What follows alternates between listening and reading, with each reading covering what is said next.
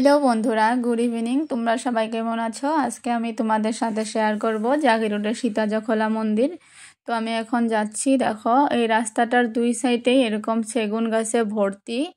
আর একটু জোর যাওয়ার পরেই দেখবে এক সাইডে পাহাড় আর এক সাইডে কিলিং নদী।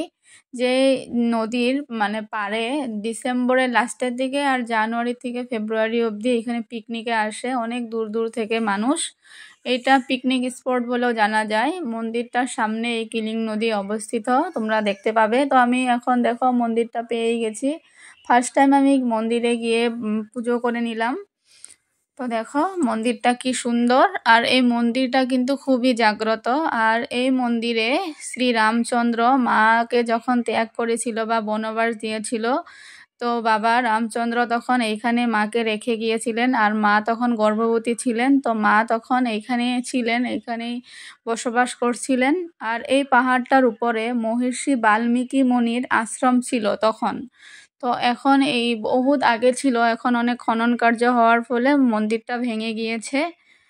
তো এইখানে অনেকেই যায় ওই আশ্রমটা দেখতে। আর এই মন্দিরটার যে সিঁড়িটা দেখতে পাচ্ছেন, এই সিঁড়িটা আর কি এই মন্দির থেকে কিলিং নদীর ঘাট অবধি ছিল। পুরা 125টা সিঁড়ি ছিল।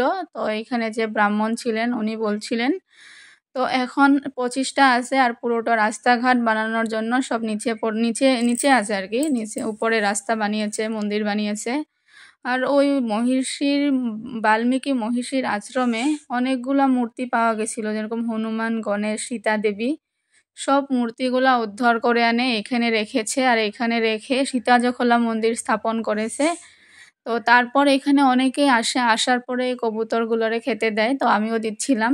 এখানে খেতে দেওয়ার সময় খুব ভালো লাগছিল, কেন জানি না। আমি আগে পরেও দেই, কিন্তু এখানে অনেকগুলা ছিল আর সবাই সবাই দিচ্ছিল যত মানুষ ছিল। তারপর ভাবলাম যে মহর্ষির যে বাল্মীকির আশ্রমটা অল্প আপনাদের সাথে শেয়ার করব। তো যখন যাচ্ছিলাম অনেকটাই দূরে, তো যেতে যেতে তারপর দেখি ওই আপনারা যে দেখতে পাচ্ছেন অনেক দূরে দুটো মানুষ, ওই মানুষগুলো পার হয়ে যাওয়ার পরেও আমরা আরও অনেকটা যেতে হয় দেখে আর যাই নাই। তো আধাটা যাওয়ার পর দেখলাম যে রামচন্দ্রর ওইখানে পাড়া আছে বিলা শুনতে পাচ্ছি। তো আমরা সবাই ওইখানে গিয়ে দেখলাম আর সবাই নমস্কার করলাম। দুইটা পায়ের ছাপ দেখা যায় পাহাড়ের মধ্যে আর কি, ওইখানে শিলের মধ্যে আছে, ওইটাই নাকি রামচন্দ্রর পায়ের ছাপ সবে বলছিল। তো ওইখানে যাওয়ার পরে পুরা ভিউটা দেখেন কি সুন্দর লাগছে। আর যে কিলিং নদীটা আপনারা এখন দেখতে পারছেন বা দেখলেন, এই কিলিং নদীটাতেই তখন আর কি একটা সোনার নাও উদ্ধার হয়েছিল বলে জানা যায়, ব্রাহ্মণজি বলছিল তখন।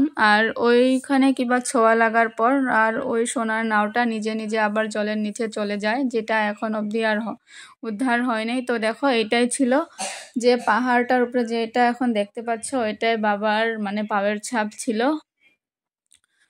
তো এখন ওই মন্দিরটাতে আর যেতে পারি নাই, নেক্সট টাইম আসলে নিশ্চয়ই আপনাদের সাথে আবার শেয়ার করব। তো আমি এখন চলে যাচ্ছি।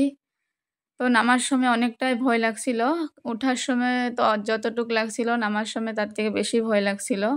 আর এটা জাগিরোডের অনেক কাছেই, তো তোমরা কে কে গিয়েছো তারা তো গিয়েছো, আর যে যে যাও নাই নিশ্চয় যাবা। আর মন্দিরটা খুবই জাগ্রত। টাটা, সবাই ভালো থাকো।